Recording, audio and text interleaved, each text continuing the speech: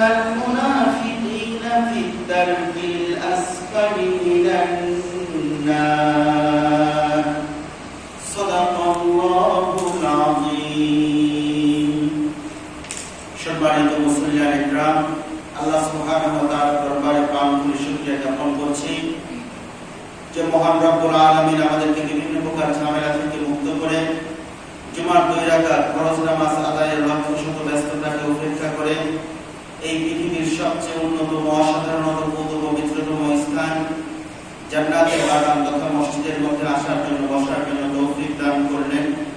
এই জন্য সেই মহান স্রষ্টার দরবারে শুকরিয়া দান করি আলহামদুলিল্লাহ। আল্লাহর রাসূল সাল্লাল্লাহু আলাইহি ওয়াসাল্লাম বলেন, যদি কোনো ব্যক্তিকে তোমরা দেখো যে মসজিদে বারবার বেদাত করছে, নামাজ আদায় করছে, তাহলে একে অপরের ব্যাপারে তোমরা সাক্ষ্য প্রদান করো যে ওই ব্যক্তির ঈমান রয়েছে। আলহামদুলিল্লাহ। তাহলে আমরা একে অপরের ব্যাপারে যখন সাক্ষ্য প্রদান করব, একে অপরের জন্য যখন সাক্ষী হয়ে যাব, আল্লাহ সুবহানাহু ওয়া তাআলা উভয়জনদেরকেই মাফ করে দিতে পারেন। এই জন্য সুখে এবং দুঃখে আল্লাহ সুবহানাহু ওয়া তাআলার দরবারে প্রাণ খুলে শুকরিয়া জ্ঞাপন করা দরকার এবং সাথে সাথে আমি আমাকে নসিহত করব, আমি আমাকে সংশোধন করে এই পার্থিব জগতের মুআমালাকে, এই পার্থিব জগতের জীবনটাকে আমি আর আপনি পরিচালনা করার জন্য চেষ্টা করব। এই জন্য আল্লাহ সুবহানাহু ওয়া তাআলা কোরআনুল হাকীমের মধ্যে ইরশাদ করেন, وَمَن يَبْتَغِ غَيْرَ الْإِسْلَامِ دِينًا فَلَن يُقْبَلَ مِنْهُ وَهُوَ فِي الْآخِرَةِ مِنَ الْخَاسِرِينَ। আল্লাহ তাআলা বলেন, যদি কোনো ব্যক্তি ইসলাম ব্যতীত অন্য কোনো ধর্ম অন্বেষণ করে, যদি কোনো ব্যক্তি ইসলাম ব্যতীত অন্য কোনো ধর্মকে অন্বেষণ করে, পশ্চিমকালেও সেটাকে গ্রহণ করা হবে না। শুধু তাই নয়, কিয়ামতের ময়দানে সে অনেক ক্ষতিগ্রস্ত হবে এবং কঠিন শাস্তির ব্যবস্থা তাকে আল্লাহ তাআলা করবেন। এই জন্য ইসলাম ধর্মের অনুসরণ করার পরে আমরা অন্য কোনো দল, অন্য কোনো ধর্ম, অন্য কোনো পন্থা আমরা অবলম্বন করতে যাব না। কারণ আল্লাহ সুবহানাহু ওয়া তাআলা কোরআন হাকীমের মধ্যে এই আয়াতের মধ্যে ইরশাদ করেন যে ইসলামই একমাত্র আল্লাহ তাআলার কাছে মনোনীত ধর্ম। ইসলাম ব্যতীত পৃথিবীর মধ্যে যত ধর্ম আছে, যত বর্ণ আছে, যত মতবাদ রয়েছে, একটাও আল্লাহ সুবহানাহু ওয়া তাআলার দরবারে কবুল হবে না। এই কথাটা কার বলেন তো? আল্লাহ সুবহানাহু ওয়া তাআলা। যদি এটাই হয়ে থাকে, তাহলে আমার আপনার জন্য একদম ওপেন, আমার আপনার জন্য একদম পরিষ্কার যে এই পৃথিবীর মধ্যে যত ধর্ম রয়েছে, একটা ধর্ম আল্লাহ তাআলার কাছে কি নয়, গ্রহণযোগ্য নয়। একমাত্র ইসলাম ধর্মই আল্লাহ সুবহানাহু ওয়া তাআলার দরবারে গ্রহণযোগ্য এবং মনোনীত এবং প্রিয় ধর্ম। আলহামদুলিল্লাহ বলি। আর সেই ইসলাম ধর্মের অনুসারী হলো আমরা। এই জন্য আমরা খুশি না বেজার বলেন তো? আল্লাহ সুবহানাহু ওয়া তাআলা আমাকে আপনাকে কিন্তু পারতেন অন্য ধর্ম অবলম্বী করেও বানাতে, অন্য কোনো ধর্মের অনুসারী অনুকরণ করেও এই পার্থিব জগতে আমাকে আপনাকে প্রেরণ করতে পারতেন। যদি আমরা মুসলমানের ঘরে আমার আপনার জন্ম না হতো, যদি আমার আপনার জন্মটা অন্য কোনো ধর্ম অবলম্বী মানুষের ঘরে হতো, তাহলে কি ইচ্ছা করলেও আমি আর আপনি মসজিদে আসতে পারতাম? কথা বলেন। ইচ্ছা করলেও আমি আর আপনি যে আল্লাহর বিধিবিধানগুলো আছে এটাকে যথাযথভাবে আদায় করার জন্য চেষ্টা করতাম, তাহলে কি পারতাম? পারতাম না। কারণ অন্য ধর্মের এত সুন্দর ব্যবস্থাপনা, অন্য ধর্মের এত ভালো ব্যবস্থাপনা অন্য কোনো ধর্মে নাই। আমি আর আপনি যখন মসজিদে আসছি, আল্লাহ তাআলা মেহেরবানি, তখন আমাকে পুরো পবিত্রতা হাসিল করতে হয়েছে। আমি আর আপনি সবচেয়ে উত্তম পোশাকটাই পরে আসার জন্য চেষ্টা করেছি। আমি আর আপনি একটু সুগন্ধি মাখার জন্য চেষ্টা করেছি। আমি আর আপনি একটু স্মার্টলি ভাবে আসার জন্য চেষ্টা করেছি। এটা ইসলাম সমর্থন করে এবং একটা হাদিসের মধ্যে আসছে, আল মুমিনু গিররুন কারীমুন। আল্লাহর রাসূল সাল্লাল্লাহু আলাইহি ওয়াসাল্লাম বলেন, যারা মুমিন হবে তারা ভদ্র হবে, যারা মুমিন হবে তারা সভ্য হবে, যারা মুমিন হবে চতুর্দিক থেকেই তারা স্মার্ট হবে। আর একজন মুমিনের কাজ হলো বারবার সে ঠকবে না, একবার ঠকবে, আর একবার ঠকার পরে সে সারা জীবনের জন্য শিক্ষা গ্রহণ করবে। তাকে এই বিষয়ে পারদর্শী হতে হবে। কথা ঠিক কিনা বলেন? একজন মুমিনের কাজ কিন্তু এরকমটা নয় যে আমি বারবার একটা বিষয়ে মানে ঠকতেছি। বলতে মুমিন কিছুই বোঝে না, সাদা সিধা ভালা ভোলা জিন্দেগি নিয়ে চলে। ইসলাম বলে যে না, তুমি মুমিন হয়েছো তাই কি হয়েছে, তুমি মুমিন হওয়ার পরে তোমাকে সর্বদিক থেকে স্মার্ট হতে হবে। আলহামদুলিল্লাহ বলি। আল্লাহ রসুল সাল্লাল্লাহু আলাইহি ওয়াসাল্লামের কাছে এক সাহাবী আসছেন, গ্রাম্য এক সাহাবী, সাদা সিধা ভালা ভালা মানে ভোলা ভালা একটা পরিবেশ, একটা অবস্থান নিয়ে তিনি আসছেন। আসলে দুনিয়ার কোনো খবর রাখে না, এরকম একজন ব্যক্তিত্ব আসছেন। আমাদের দুনিয়াতেও কিন্তু এরকম মানুষ আছে, আছে না নাই বলেন তো? যে সমাজের মধ্যে এমন ভাবে বসবাস করে, কারো সাথে ফিতনা ফাসাদ, গন্ডগোল, হিংসা বিদ্বেষ কোনো এগুলো বিষয় নিয়ে চলে না। সে তার মতো করে চলে এবং সে চেষ্টা করে যে ভালোভাবে ইসলামী মানে মুভমেন্টের জীবনযাপন সে অতিবাহিত করবে। এরকম মানুষ আমাদের সমাজে আছে না নাই বলেন তো? আছে, আলহামদুলিল্লাহ। এরকম চিন্তা চেতনা নিয়ে যদিও আমি আর আপনি চলি, কিন্তু স্বাভাবিকভাবে এরকম ভাবে চললে আমাদের সমাজে এমন একটা পরিবেশ হয়ে গেছে, এই ব্যক্তিকে ঠকানোর জন্য এক শ্রেণীর মানুষ উঠে পড়ে লাগবে। এরকম আমরা দেখতে পাই কি পাই না বলেন তো? যে কোনো জায়গায় ঠাঁই পায় না, যে অবন বোকাশোকা তার ব্যাপারেই শুধু আপনার পদক্ষেপটা নেয়। যে চঞ্চল, যে স্মার্ট, যে আপনার ব্যাপকভাবে সব দিক থেকেই আপনার বোঝাশোনা করে এবং বোঝে, তাকে কিন্তু মানুষ ওরকম ভাবে আপনার স্বাভাবিকভাবে ঠকাতে চায় না এবং ইচ্ছা করলেও ঠকাতে পারে না। এরকমটাই কিন্তু সমাজে হয়। এই জন্য প্রিয় উপস্থিতি, আমি একটা আয়াত আপনাদের সামনে তেলাওয়াত করেছি। আল্লাহ সুবহানাহু ওয়া তাআলা এই আয়াতের মধ্যে বলেন যে মুসলমান যারা হবে, এই মুসলমানের মধ্য থেকে সবাই যে জান্নাতি হবে এরকমটা না।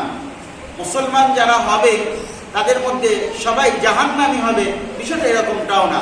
আল্লাহ সুবহানাহু ওয়া তাআলা কোরআনুল হাকীমের মধ্যে স্পষ্টভাবে বলে দিয়েছেন যে আমার বিধিবিধানগুলো যারা লঙ্ঘন করে তারা সীমা লঙ্ঘনকারী।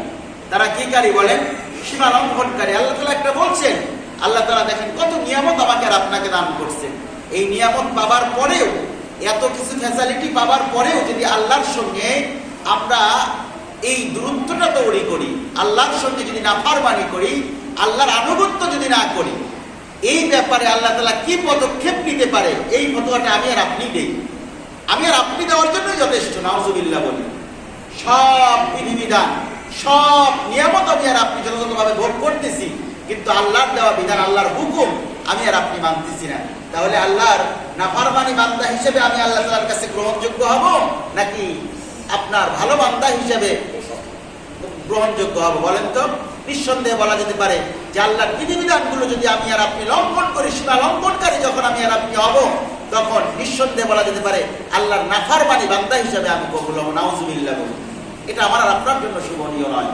এই জন্য প্রিয় উপস্থিতি, আল্লাহ সুবহানাহু ওয়া তাআলা কোরআনুল হাকীমের মধ্যে বলেন সবাই জাহান্নামী নয়, আবার সবাই জান্নাতি তাও নয়। আল্লাহ তাআলা এই পার্থিব জগতে মুআমেলাকে সামনে রেখে আমাকে আর আপনাকে ঘোষণা করবেন আমি জান্নাতি নাকি জাহান্নামী। এক বাক্যে আমার আর আপনার বিবেক থাকলে বলেন যে আমরা আল্লাহ তাআলার কোনো কাজ না করেই কি জান্নাতি হতে চাই? বলেন, আল্লাহ তাআলার কোনো আপনার হুকুম আহকাম না মেনেই কি আমরা জান্নাতি হতে চাই? এটা কিন্তু কোনো বিবেক সম্পন্ন ব্যক্তির কথা নয়। ইনসাফ ভিত্তিক যদি কথা আমি আর আপনি বলি যে আল্লাহ তাআলার বিধিবিধানগুলো মানলেই আমার আর আপনার জন্য জান্নাত, সুবহানাল্লাহ বলি।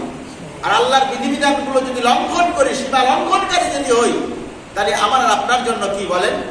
জাহান্নাম। আমার আর আপনার জন্য কি হবে বলেন? জাহান্নাম।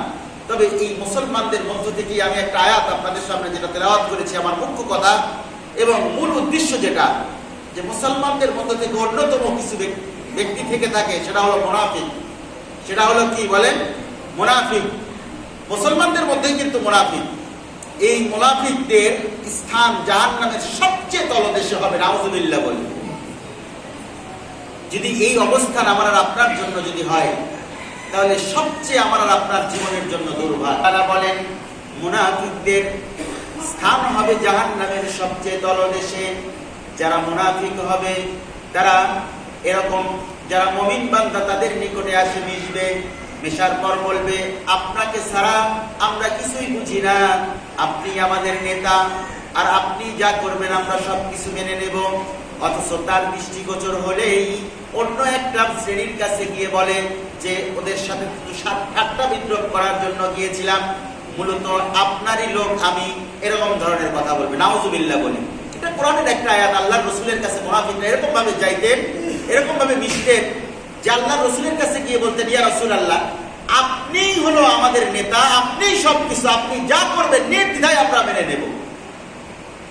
আবার আল্লাহর রাসূলের দরবার থেকে যখন তারা ফিরে আসতো, মুনাফিকদের যারা সরদার ছিল, যারা কাফের মুশরিক বেঈমান যারা ছিল, তাদের কাছে গিয়ে তারা বলতো যে রাসূলের কাছে গিয়েছিলাম শুধু জাস্ট আপনাদের সন্তুষ্টির জন্য, আপনাদের রাসূলের সন্তুষ্টির জন্য, আর মূলত আপনারই দলের লোক হচ্ছে আমি, তার সঙ্গে গিয়েছিলাম আর ঠাট্টা বিদ্রোহ করার জন্য। নাউজুবিল্লাহ বলি। এই শ্রেণীর সমাজের, এই শ্রেণীর মানুষ আমাদের সমাজে আছে না নাই বলেন তো? মুনাফিকের বেশ কয়েকটা আলামত রয়েছে। এক নম্বর আলামত হলো, যদি কথা বলে, ইদা হাদ্দাতা কাযাবা, যদি কথা বলে তাহলে এই কথাগুলো হয় মিথ্যা। নাউজুবিল্লাহ বলি। কথা বললেই কথা কি হয়ে যায়? মিথ্যা হয়ে যায়। ওয়াইদা ওয়াদা আখলাফা, আবার যদি কেউ ওয়াদা করে তাহলে এই ওয়াদাটার কি করে? খেলাফ কাজ করে, বিপরীতমুখী কাজ করে। তারপরে ওয়াইদা উমিনা উহতুমিনা খাফা খানা, হাদিসের মধ্যে আসছে খানা। তো যদি এই অবস্থার সৃষ্টি হয়, যদি আমানত রাখা হয় তার উপর, তাহলে আমানতের খেয়ানত করে ফেলে। নাউজুবিল্লাহ বলি। আবার অন্য একটা হাদিসের মধ্যে আসছে, আর একটা শব্দ বৃদ্ধি করা হয়েছে যে যদি সে কোনো কথা বলতে চায়, আবার কথায় কথায় ভাষা খারাপ করে। কথায় কথায় কি খারাপ করে বলেন? কথা বললেই ভাষা খারাপ করে। কিছু কিছু শ্রেণীর মানুষ আছে কিন্তু আমাদের সমাজে, দেখেন এরকম আমরা দেখতে পাই যে কথা বললেই ভাষা খারাপ করে ফেলে। এরকম মানুষ আমাদের সমাজে আছে না নাই বলেন তো? বিশেষ করে আমাদের মা বোনদেরকে আমরা যখন দেখি, ঝগড়া লাগলেই এমন ভাষায় গালিগালাজ করে যেটা আমাদের কাছেও শুনতে খারাপ লাগে, এবং আল্লাহ এবং আল্লাহর রাসূল অত্যন্ত নারাজ হয়ে যায় ওই মহিলাদের উপর। নাউজুবিল্লাহ বলি। এবং বেশ কিছু ঘটনা আমাদের সামনে আসে যে মহিলাদের, এক শ্রেণীর মহিলাদের, সব মহিলা কিন্তু না, আলহামদুলিল্লাহ, অনেক মা বোন অনেক আখলাক নিয়ে, অনেক সুন্দর ভাষা নিয়ে, অনেক সুন্দর সাবলীল আচরণ নিয়ে কিন্তু আমাদের মাঝে, আমাদের সামনে থাকেন। আলহামদুলিল্লাহ, এদের ব্যাপারে প্রশংসা, অবশ্যই প্রশংসার দাবি রাখে এবং প্রশংসা করতে হবে।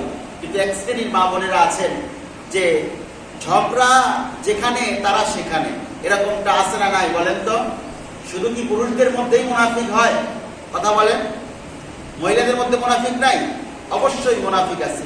এবং বিশেষ করে মুনাফিকদের মহিলাদের মধ্যে অন্য একটা বিষয় যেটা উপলব্ধি করা যায়, সেটা হলো আপনার চগলখুরি করা। এবং এক শ্রেণীর মহিলারা আছে, গ্রামের পুরুষ মানুষরাও এত খবর রাখে না, অথচ মহিলারা এই ধরনের খবর রাখে।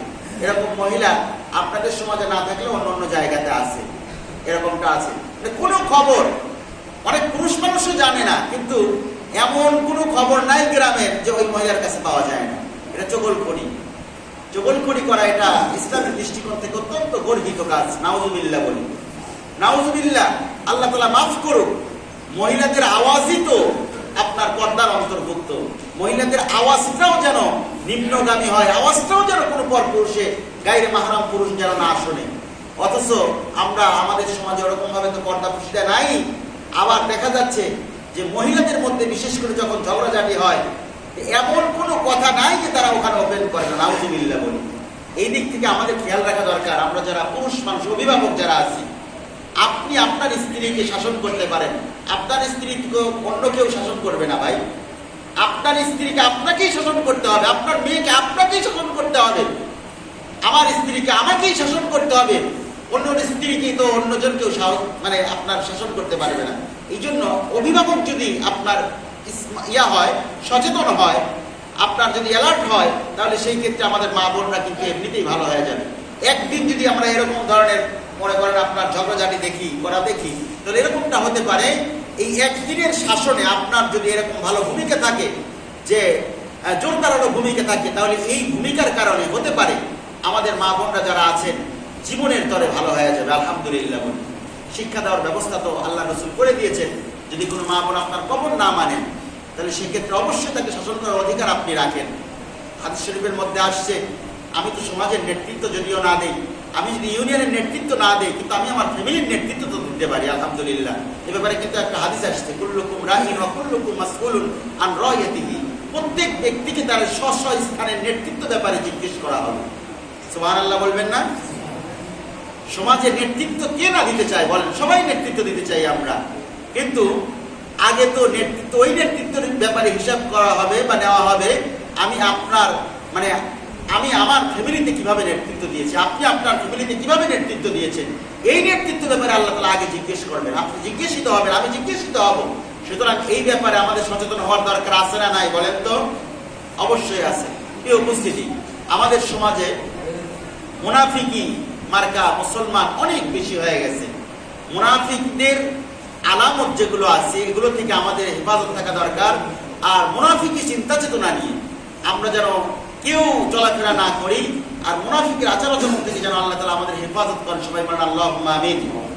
আর এই মুনাফিকদের স্থান, আমি তো যে আয়াতটা তেলাওয়াত করেছি, যে মুনাফিকদের স্থান জাহান্নামে তো মানুষ এমনি স্বাভাবিকভাবে যাবে, অন্য ধর্মাবলম্বী মানুষও জাহান্নামের মধ্যে যাবে, মুসলমানদের মধ্যেও আপনার জাহান্নামী হবে। কিন্তু সবচেয়ে বড় যে বিষয়টা, যারা মুসলমানদের মধ্য থেকে আপনার মুনাফিক হবে, এই মুনাফিকদের শাস্তিটা, আপনার শাস্তির ভয়াবহতাটা কোরআন হাদিসের মধ্যে অনেক বেশি পাওয়া যায়। এবং একটা কোরআনের আয়াত, যে আয়াতটা আপনাদের সামনে তেলাওয়াত করেছি, জাহান্নামের সবচেয়ে তলদেশে মুনাফিকদের স্থান হবে। নাউজুবিল্লাহ বলি, এত শাস্তি আল্লাহ তাআলা মুনাফিকদের দান দিবেন আর কি। তো যাই হোক, এই ব্যাপার থেকে যেন আল্লাহ তাআলা আমাদের সবাইকে নিষ্কৃতি দান করেন, হেফাজত দান করেন, হেফাজত করেন। সবাই বলেন আল্লাহুম্মা আমিন। ওয়া আখিরু দাওয়ানা আনিল হামদুলিল্লাহি রাব্বিল আলামিন। যারা সুন্নাত পড়ে